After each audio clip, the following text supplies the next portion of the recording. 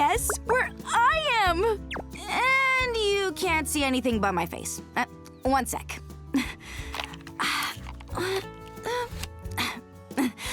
Okay, that should be better.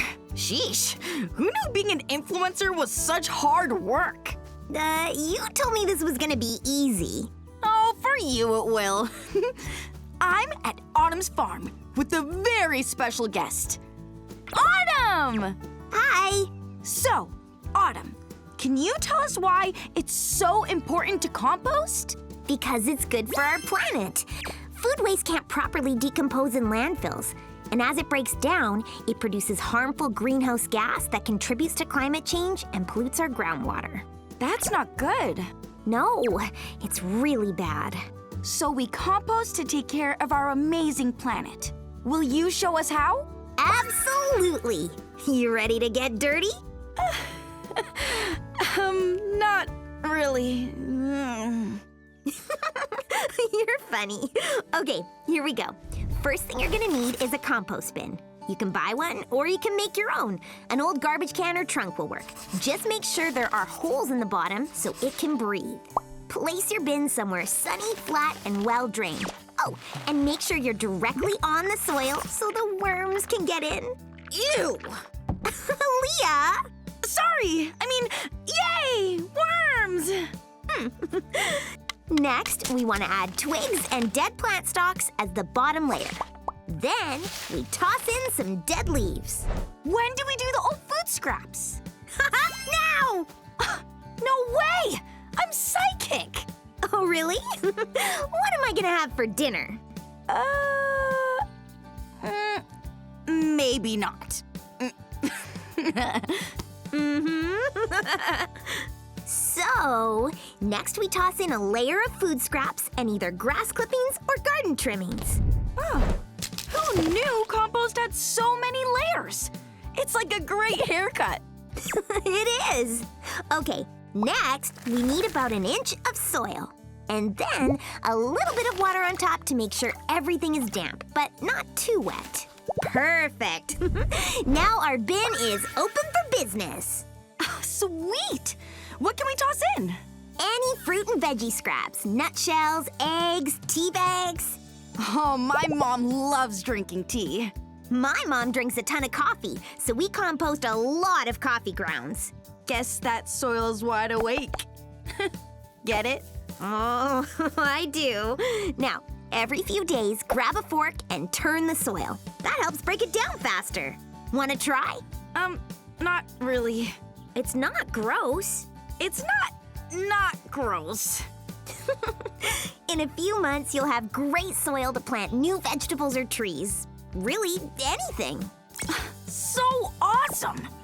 But what if you don't have a yard or space to compost on your own?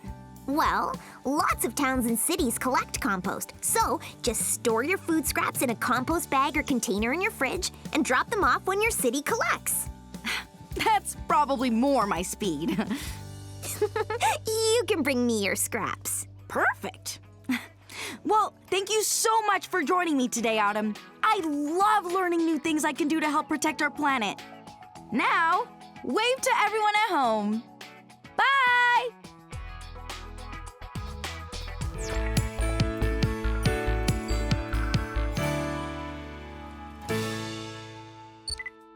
Hey! How's it hanging? Or should I say stacking? That's my summer reading pile. Technically, we only have to read 3 books, but I couldn't pick just 3 from the list, so I'm gonna read them all. I love reading. Getting lost in stories is one of my favorite things. How about you? Okay, maybe you don't all feel the same way. 'Cause some books are really boring, XOXO Nova. Okay, I'm gonna ignore that comment. Reading is the best. It can literally take you to another world. How cool is that? Now, even if you love reading like I do, getting through a summer reading list can still be challenging. So I'm gonna share a few tips on how to get it done. Step 1, organize your books. If it's a library book, make sure to place the one that's due the soonest at the top of your pile. Or, if you traded with a friend, read those first so you can give them back. passing along books you love to other friends is the best. Then you can all talk about it after. Oh, there was this one book. It was about first love that me, Leanne, Paisley, and Autumn all read last summer. We were obsessed. We talked about it for months. I reread it like 3 times. Me too, Autumn.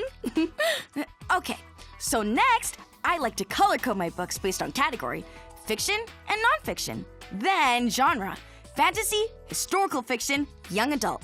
I realize this step isn't really necessary, but I find it fun. Step 2, schedule. Finding the best time of day to read is also important when setting yourself up for success. Now me, I can read at literally any moment of the day. But I know, for example, my mom likes to read in the evening, and my cousin Zach needs to read in the morning. Otherwise, he'll put it off for the rest of the day and possibly never get to it. Oh, the horror! No dramatic readings necessary. XOXO Nova. A lot of input from my #1 fan today. Once you know when you're reading, the next step is to find where you want to read. I like reading at my desk or on my bed, but I know some people might fall asleep if they read in their bed. Haha, guilty. Hi, Leanne. The final step is to set realistic goals. Whether it's reading a chapter a day, 10 pages a day, or setting a timer to read for 20 minutes, set achievable goals. Everyone loves a win. Oh, wow, we're getting a lot of comments today. You should tell people to get offline and start reading. Duh. XOXO Nova. Huh. She does have a point. Wait. Oh, there's more. Also, I'm outside your house. Right. Nova and I scheduled a hang. Anyway, before I go, I want to say one more thing. If reading is hard for you, that's okay. Stick with it and be kind to yourself. The more you read, the easier it'll get. All it takes is finding that one magical book that turns you into a bookworm for life. Happy reading! Bye!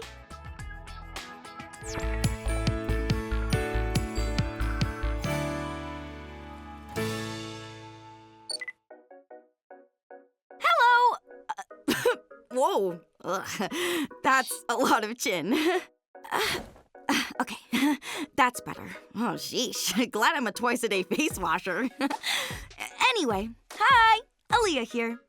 I'm getting ready to start a new school year. There are a lot of things that can stress me out before starting. Did I finish my summer reading? Of course. Will I love my new teachers? Most likely. And what school supplies am I going to need? I feel like getting a whole new set of supplies each year is not great for our planet. The Earth doesn't need more waste, and not making new stuff saves energy too. Also, new supplies can be expensive, and I'd rather spend money on museums and horseback riding lessons. So, I thought I'd give some tips on how to return to school in a sustainable way. Back to school, the Earth-friendly way. Tip 1. If you have leftover notebooks, just tear out the used pages. Ta-da! Like new. Oh, and you can save the torn out pages as scrap paper. Next, recycle any papers you left in folders from last year. And if the folder seems a little dirty, give it a wiper color over it.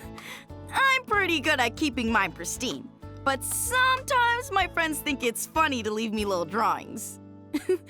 Leanne did that one. It's pretty cute, at least. You know, you could just use a tablet. What were you saying about a tablet? Well, our Earth is in major trouble, and we need all the trees we've got. So I take all my notes and write down all my assignments on a tablet. And if the teacher allows it, I can even do my homework on it. That's a great idea. I know. But not everyone has their own tablet, so we need to be mindful of that. Totes, what's your next tip? This was my backpack from last year. A little basic, but I like it. It's in great condition, so I don't need to go out and buy a new one. I'm gonna update it for the new term by putting on some badges and pins I've collected. Oh, I have one. Pencils can be reused for a long, long, long time. fun! Another idea is setting up a book swap once you're done with the book. You should see what friends and classmates have, then trade. You always struck me as more of a library type. I do love the library, but sometimes cracking open a fresh book is such a magical feeling. But not very sustainable. True. Well, I hope they gave you some ideas for how to return to school in a way that's better for our environment. Oh, let me know which ones you like best, or if you have any I didn't mention. Thanks for helping, Nova. I mean, I was just sitting there, so... See you next time! Bye!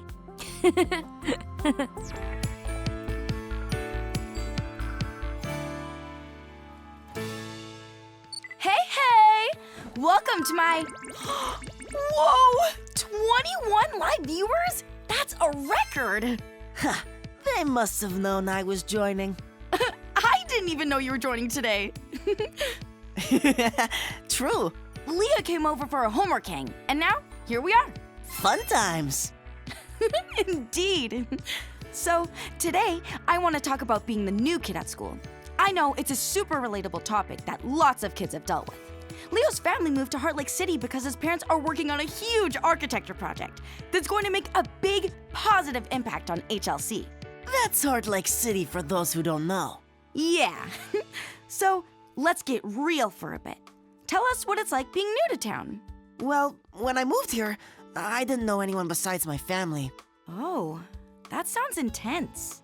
See, I had to leave all my old friends behind in Mexico, and it was really sad to leave them. I get it, but luckily with today's tech, it's easier than ever to keep in touch. Yep, me and my friend crew have a weekly video chat where we catch up.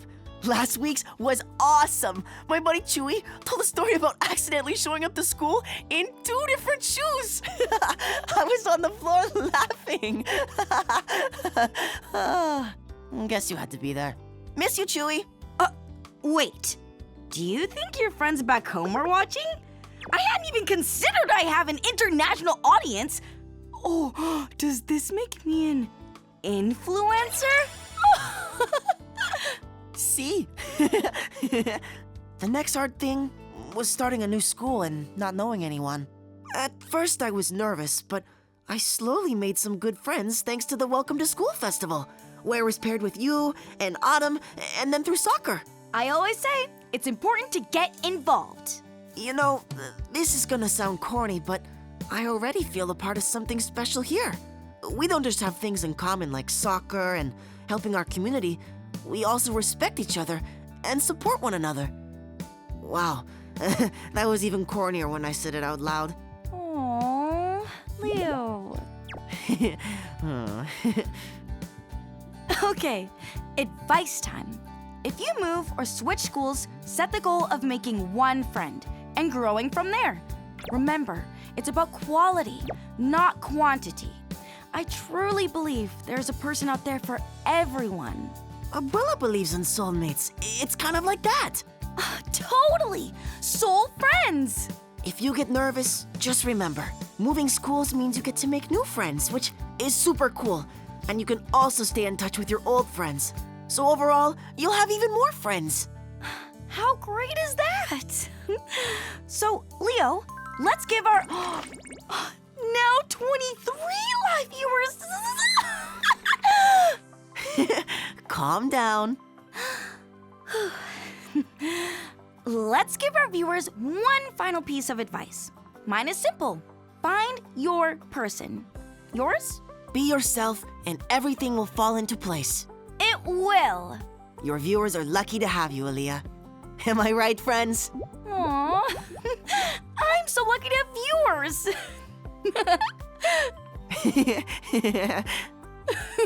See you all next time. Adios.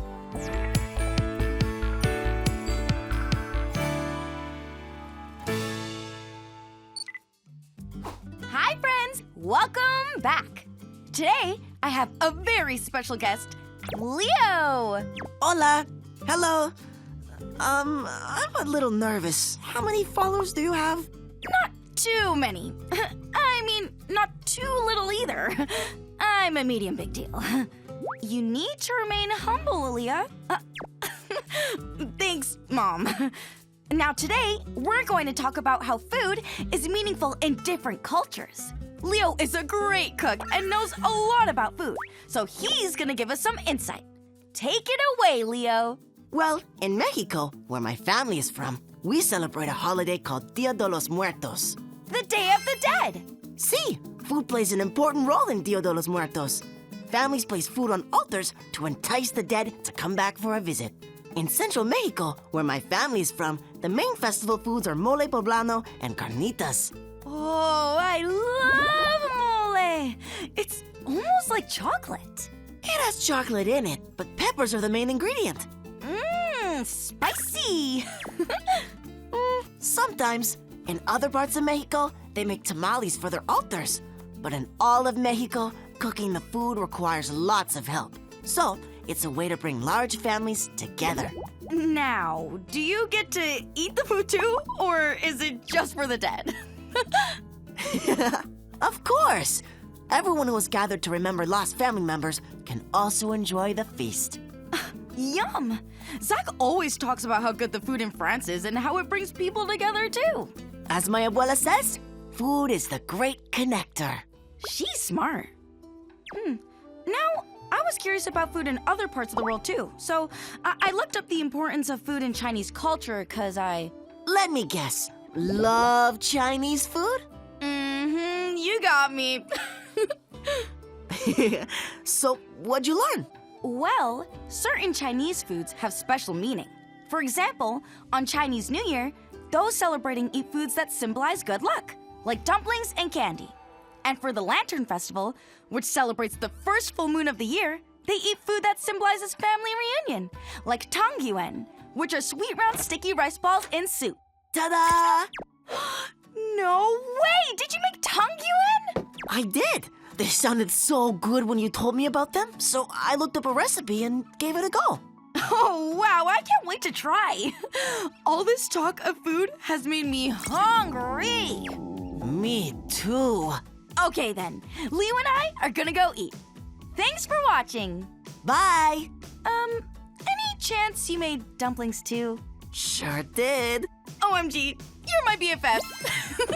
Gotta go, bye! You're my BFF too. Oh, you're gonna love them.